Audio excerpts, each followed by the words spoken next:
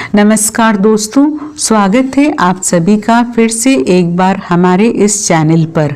दोस्तों, इस साल में शनि की साढ़े साथी हो रही है प्रारंभ। किन राशियों पर रहेंगी साढ़े साथी का साया? साढ़े साथी किन राशियों की जिंदगी को बदल करके रख देगा? साढ़े साथी में क्या लाभ क्या हानि होगी? साढ़े साथी में क्या करना चाहिए और क्या नहीं करना चाहिए? शनि की कृपा से साढ़े साथी में क्या कुछ हासिल करेंगे? शनि मकर राशि से निकलकर कुंभ में चले जाएंगे। दोस्तों, जब जब शनि अपनी चाल में बदलाव करते हैं तो लोगों के जीवन में बड़े से बड़ा परिवर्तन आता है। दोस्तों, जिंदगी पल भर में कब बदल जाए, कब पलट जाए, पता ही नहीं चलता। जानेंगे वो कौन कौन सी राशियां होने वाली है जिनके ऊपर शनि की साढ़े साथी का साया खत्म होगा और शनि की साढ़े साथी का साया लगने जा रहा है। उससे पहले शनि की साढ़े साथी के बारे में कुछ जानकारी जान लीजिए। जब जब जीवन में साढ़े साथी का आरंभ होता है या फिर डैया आती है तो जीवन में बड़े बदलाव होते हैं। दोस्तों, जीवन का जो चक्र है हमारा, इसमें विधाता ने कुछ इस तरीके से हमारी किस्मत बनाई है, किसी को सर्वगुण संपन्न नहीं बनाया।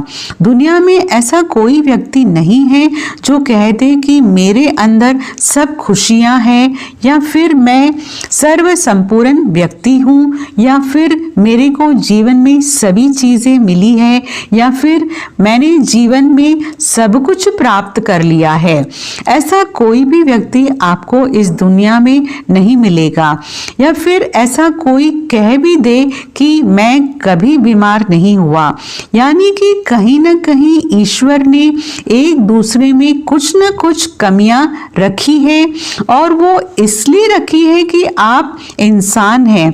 और कभी भी घमंड ना करें, क्योंकि आप जिस दिन घमंड करेंगे कि मैं ही सबसे बेहतर हूं, मेरे ऊपर कोई नहीं है, मुझे दुनिया में कोई नहीं हरा सकता, या फिर मैं सबसे ऊपर रहूंगा, मेरे से ऊपर कोई आ नहीं सकता, फिर मेरा ही रुतबा रहेगा। अगर आप ऐसा सोचते हैं तो यहाँ से आपके पतन का समय शुरू हो जाता है। और दोस्तों, शनिदेव के बारे में कहा जाता है कि शनिदेव ऐसे ही लोगों को सबक सिखाने के लिए साढ़े साथी, डैया और महादशा के रूप में आते हैं। अगर आप हमेशा दूसरे व्यक्ति को नीचा दिखाने का प्रयास करते हैं तो ऐसे आपको सावधान हो जाना चाहिए, क्योंकि शनिदेव की साढ़े साथी आपको मनुष्य का वास्तविक कर्तव्य बता देगा। शनिदेव अपनी दशा, महादशा, साढ़े साथी और डैया में व्यक्ति को इतना ज्यादा रगड़ते हैं कि वो दर दर की ठोकरें खाने पर मजबूर हो जाता है। अब आइए जानते हैं वो कौन सी राशि है जिसके ऊपर से शनि की साढ़े साथी खत्म हो जाएगी।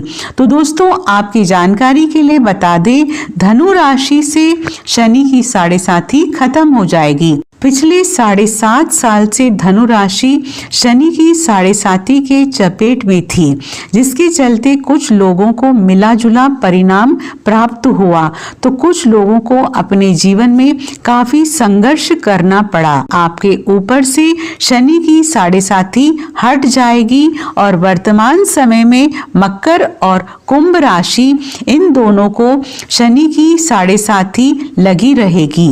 तो वहीं दोस्तों, मीन राशि वो राशि है जिसके ऊपर शनिदेव की साढ़े साथी का दौर प्रारंभ होने वाला है। अब सभी देवी मीन राशि वाले लोगों की परीक्षा लेने के लिए अपने आप को तैयार कर चुके हैं। अब आपके जीवन में शनिदेव का प्रवेश होने वाला है। अब आपको अपने जीवन का असली टेस्ट मालूम होगा। विपरीत परिस्थिति में आप कितना बेहतर प्रदर्शन करते हैं या फिर आप अपने आप को किस प्रकार से संभालते हैं, आप किस प्रकार से अपने जीवन में ईमानदारी के साथ, सच्चाई के साथ खड़े रहते हैं, ये अब आपको शनिदेव की 7.5 में पता चल जाएगा।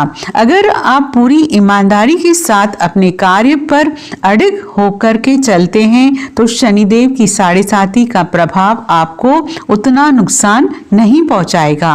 शनिदेव आपकी कितनी परीक्षा क्यों ना लें, आपको घबराने की जरूरत नहीं है। पूरी ईमानदारी के साथ आपको कार्य करना है। अब चलिए उन 2 राशियों के बारे में बात करते हैं जिनके ऊपर शनिदेव की 7.5 बरकरार है। तो दोस्तों, वो राशि मकर राशि और कुंभ राशि है। आपको बता दें, शनिदेव एक राशि में 7.5 साल तक अपना प्रभाव दिखाते हैं, यानी कि 7.5 का दौर 7.5 साल का होता है। मकर राशि वालों के लिए क्या गुड न्यूज़ रहेगी, क्योंकि शनिदेव की 7.5 का अंतिम चरण लाभदायक माना जाता है। इसलिए मकर राशि वालों के लिए ये समय काफी अनुकूल रहने वाला है। ऐसे में शनिदेव का अंतिम 2.5 साल को जो समय है वो आपके लिए काफी बेहतरीन कहा जा सकता है, क्योंकि परीक्षा का समय समाप्त हो गया है। अगर आपने पिछले 5 सालों में पूरी ईमानदारी के साथ कुछ अच्छा किया है तो निश्चित रूप से 2.5 सालों में आपका जीवन बदल जाएगा। वहीं अगर कुंभ राशि वालों के बारे में बात की जाए तो कुंभ राशि वाले जातकों के जीवन में शनिदेव की 7.5 का दूसरा चरण का प्रभाव शुरू होगा। तो ऐसे में शनिदेव की परीक्षा अब भी आपके जीवन में जारी रहेगी। शनिदेव के प्रभाव से वैसे तो आपको अपने जीवन में काफी लाभ नहीं मिलने वाला है, क्योंकि शनिदेव आपकी लग्न में ही गोचर करेंगे। हालांकि मानसिक रूप से थोड़ा परेशान होना पड़ सकता है, क्योंकि चंद्रमा और शनिदेव की युति खराब मानी जाती है।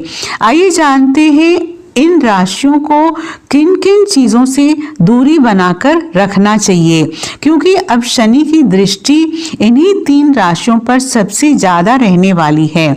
मकर राशि वालों के लिए बहुत बड़ी राहत की बात है कि इनके पास कारोबार में तेजी से इजाफा होगा, काम कारोबार बढ़ेगा, आपके जीवन साथी की सेहत अच्छी रहेगी, आपका वैवाहिक जीवन भी अच्छा हो जाएगा और आपके संबंध जो पिछले दिनों में खराब हुए हैं वो भी बेहतर हो जाएंगे। आपका काम, आपकी सेल्स नहीं बढ़ पा रही थी, ग्रोथ करेगी। कुल मिलाकर के मकर राशि वालों के लिए बढ़िया रहने वाला है, लेकिन वाणी पर थोड़ा संयम रखिए। 2.5 साल तक विवादों से दूर रहें। घर परिवार में किसी भी तरीके से वाद विवाद से बचें तो आपके लिए ये अच्छा रहेगा। फिर अंतिम 2.5 साल जो है आपको नुकसान नहीं होगा, लेकिन शनि अंतिम 2.5 साल में धन लाभ पिछले 5 साल के मुकाबले ज्यादा देंगे। ये उनके लिए सबसे ज्यादा प्लस पॉइंट है। अब बात करते हैं कुंभ राशि वालों के बारे में। कुंभ राशि वालों के शनि अभी तक 12वें भाग में चल रहे थे, जिसके कारण उनके खर्चों में अनायास वृद्धि हो रही थी। परेशानियां, बीमारी से परेशान है, रोग से परेशान है, शत्रु बाधा बहुत ज्यादा थी, तो इसमें अब थोड़ी बहुत राहत मिलेगी। शनि अब किसी व्यक्ति की राशि में आते हैं तो उस व्यक्ति के जीवन में बड़ा परिवर्तन देखने को मिलता है। आपको बता दें, सभी अपनी मूल त्रिकोण राशि कुंभ राशि में आएंगे, तो ऐसे में कुंभ राशि वालों को अपने हर कार्य में सफलता की प्राप्ति होगी। मान सम्मान, पद प्रतिष्ठा आपको प्राप्त हो सकता है। शनि की 7.5 में आपका स्वास्थ्य अच्छा रहेगा। काम कारोबार में बैलेंस तो कभी अनबैलेंस देखने को मिल सकता है, यानी कि कारोबार में उतार चढ़ाव आपको देखने को मिलेगा। कभी तेजी, कहेगी तो कभी मध्यम हो जाएगी। आने वाले 2.5 साल आपको कुछ इसी प्रकार के परिणाम देखने को मिलेंगे। जो लोग समाज सेवक से जुड़े हुए हैं, बॉलीवुड से जुड़े हुए हैं, अभिनेता या फिर राजनेता हैं, उनके लिए बहुत ही अच्छा समय कहा जा सकता है। आपको सामाजिक पद प्रतिष्ठा शनिदेव जरूर प्रदान करेंगे, लेकिन दोस्तों शनिदेव की 7.5 के दरमियान आपको अपनी वाणी और क्रोध पर नियंत्रण रखने की आवश्यकता है, अन्यथा यही क्रोध आपको अपने पद से हटवा भी सकता है। विवादों से बचने का प्रयास करें, अन्यथा विवादों के चलते सुर्खियों में रह सकते हैं।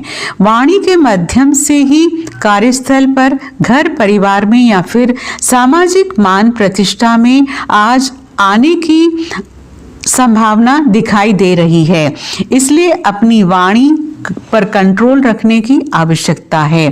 अब अंतिम राशि के बारे में बात करते हैं तो वो मीन राशि है। मीन राशि वालों के लिए शनि की 7.5 का दौर शुरू होने वाला है। शनि की 7.5 चैलेंजेस लेकर आती है। विपरीत परिस्थिति में आपको चैलेंज एक्सेप्ट करना आना चाहिए।